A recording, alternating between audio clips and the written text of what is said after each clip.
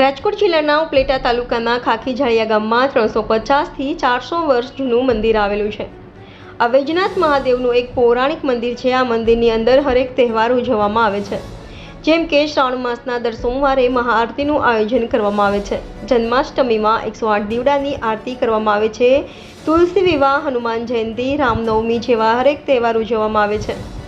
શ્રાવણ માસના સોમવારે મહાઆરતીનો લાભ લેવા માટે ગ્રામજનો અને આસપાસના ગ્રામજનો દર્શનાર્થે આવે છે અને આ મંદિરની અંદર અવનવી માટીની મૂર્તિઓ બનાવવામાં આવે છે। આ મંદિરની અંદર 90 થી 100 વર્ષથી અખંડ ચાલતો ધૂણો છે, જે ધૂણાની જ્યોત લઈ અને મહાઆરતીનું આયોજન કરવામાં આવે છે અને આ મંદિરની અંદર એક આનંદ ગુફાનું આયોજન કરવામાં આવે છે અને આનંદ ગુફામાં બાળકો દ્વારા અલગ અલગ વેશભૂષાઓ કરી અને મોજ મસ્તી કરે છે। આ મંદિરની અંદર સંત શ્રી રમેશપુરી બાપુની સમાધિ પણ છે। તેમની સમાધિની યાદીમાં દર 11 ભજન ધૂન રાખવામાં આવે છે। રિપોર્ટર જગમાલ સુવા, ઇન્ડિયા 24 ન્યૂઝ, ખાખીજાળિયા।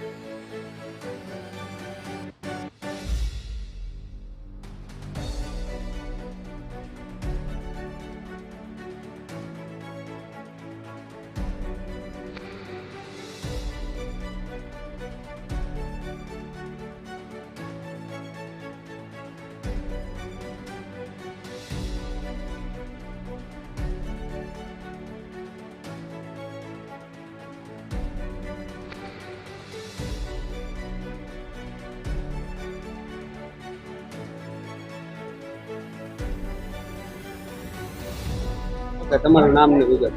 મારું નામ વિજયભાઈ હરસોરા છે। ઉપલેટાના ખાખીજાળિયા ગામમાં 350 થી 400 વર્ષ જૂનું મંદિર વૈજનાથ મહાદેવનું આવેલ છે। એક પૌરાણિક મંદિર છે। આ મંદિરની અંદર દરેક તહેવાર ઉજવવામાં આવે છે, જેમ કે શ્રાવણ માસના દર સોમવારે મહાઆરતીનું આયોજન કરવામાં આવે છે। 108 દીવડાની આરતી કરવામાં આવે છે।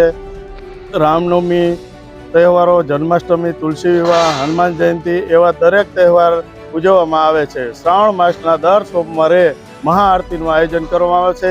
આજુબાજુના ગામના તેમજ ગામના ભક્તજનો દર્શન કરવા તેમજ આશીર્વાદ લેવા મહાદેવના આવે છે। તમારું નામ ને વિગત? નમસ્તે, મારું નામ હર્ષોરા હિરલ છે। ઉપલેટા તાલુકાના ખાખીજાળિયા ગામે 300 થી 400 વર્ષ જૂનું વૈજનાથ મહાદેવનું પૌરાણિક એક મંદિર આવેલું છે। આ મંદિરની અંદર હરેક તહેવાર ઉજવવામાં આવે છે અને શ્રાવણ માસના દરેક સોમવારે મહાઆરતીનું આયોજન કરવામાં આવે છે અને આ આરતીનો લાભ લેવા ગ્રામજનો તથા આજુબાજુના બીજા ગામ વિસ્તારના લોકો પણ લાભ લેવા આવે છે। આ મંદિરની અંદર એક ખાસિયત પણ જોવા મળે છે કે તેમાં માટીની મૂર્તિઓ બનાવવામાં આવે છે, જેમ કે મહાદેવની મૂર્તિ, ગણેશજીની મૂર્તિ, શ્રીરામજીની મૂર્તિ વગેરે જેવી મૂર્તિઓ હર સોમવારે બનાવવામાં આવે છે. અને આ મંદિરની અંદર 100 થી 90 વર્ષ જૂનો અખંડ ધૂણો પણ ચાલી રહ્યો છે, જેમાંથી મહાઆરતીનું આયોજન કરવામાં આવે છે. અને આ મંદિરની અંદર આનંદ ગુફા બનાવવામાં આવે છે, જેમાં બાળકો અલગ અલગ વેશભૂષા ધારણ કરીને તેમાં મોજ મસ્તી કરે છે.